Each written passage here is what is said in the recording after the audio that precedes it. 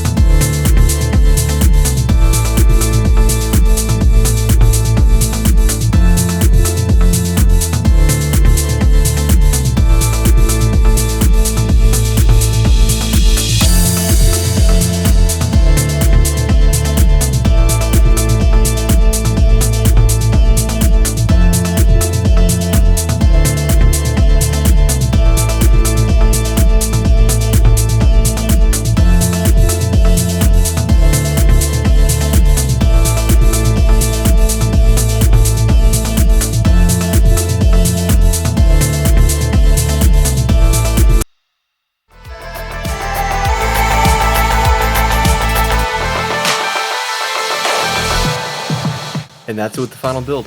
If you are interested in seeing me make a life-size replica of the portal gun, let me know in the comments below and I'll make it happen. Feel free to like and subscribe. Thanks a ton for watching. Have a good one.